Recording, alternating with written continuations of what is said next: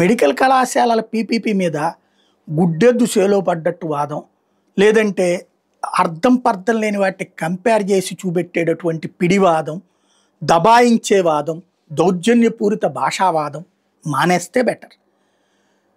భారతదేశంలో medical engineering మీద విపరీతమైన అవగాహన ఉన్నటువంటి ప్రజలు ఆంధ్ర ప్రజలు. మెడికల్ ఇంజనీరింగ్ మీద ఈ రెండిటి మీదనే వాస్తవంగా గత 3 దశాబ్దాలుగా ఇదే తెలుగుదేశం పార్టీ ప్రభుత్వమే వాళ్ళని ఆ వైపుకి నెట్టింది. చంద్రబాబు గారు తొలిసారి సీఎం అయ్యాక వాళ్ళని మనం ఇంజనీర్ ఆర్ మెడికల్ ఈ రెండే బ్రతుకు అన్నటువంటి కోణంలో వాళ్ళని మోటివేట్ చేసుకొచ్చారు. అందుకనే మన దగ్గర చార్టెడ్ అకౌంటెంట్లు తక్కువ, అట్లాగే ఇతర విద్యా అర్హతలు ఉన్నటువంటి వాళ్ళు తక్కువ అవుతున్నారు. ఎస్పెషల్లీ ఈ రెండిటి మీదకే ఎగబడేటటువంటిది. చదువుతున్నప్పుడే ఇది పుట్టుకప్పుడే నువ్వు ఇంజనీర్ నువ్వు డాక్టర్ అనుకునేటటువంటిది. అబ్బాయి అయితే ఇంజనీరు, అమ్మాయి అయితే డాక్టరు, ఇట్లాంటి కోణాల్లో పెంచుకున్నటువంటి తరమే ఇప్పుడు ప్రస్తుతం వయసుకు వచ్చారు. వాళ్ళ పిల్లలే ఇప్పుడు చదువుతున్నారు. గవర్నమెంట్ మెడికల్ కళాశాలలో ఫీజు ఎంతో వాళ్ళకి తెలుసు, ప్రైవేట్ మెడికల్ కళాశాలలో ఫీజు ఎంతో వాళ్ళకి తెలుసు.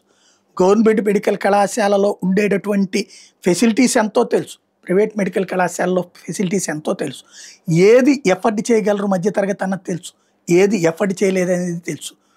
ప్రభుత్వమే నోటికిచ్చిన ముద్దని, కేంద్ర ప్రభుత్వమే నోటికిచ్చిన ముద్దని భారతీయ జనతా పార్టీ వాళ్ళు కూడా తుపుక్కుమని ఉయ్యమంటున్నారు. కానీ అది కూడా రాష్ట్రంలో ఉన్నటువంటి నాయకత్వాలు మోడీ ఇచ్చిన గిఫ్ట్ను కూడా దుర్వినియోగం చేస్తున్నటువంటి వేళ, రెండవది అది భవిష్యత్తులో కూడా ఇక అవకాశం లేని 66 ఏళ్ల పాటు ప్రభుత్వపు సొమ్ముతో ప్రైవేటోడు బతికేస్తా, ప్రభుత్వపు సీట్లని ప్రైవేటోడు భర్తీ చేసుకుంటా, పేదలకి అందాల్సినటువంటి సీట్లని ప్రైవేటోడు డబ్బులకి అమ్ముకుంటా, భారీ ఫీజులు వసూలు చేసుకుంటా, ఇది కరెక్టే అని చెప్పి ప్రజల్ని నమ్మించగలము అంటే అది మూర్ఖత్వం అవుతుంది, అది అమాయకత్వం అవుతుంది.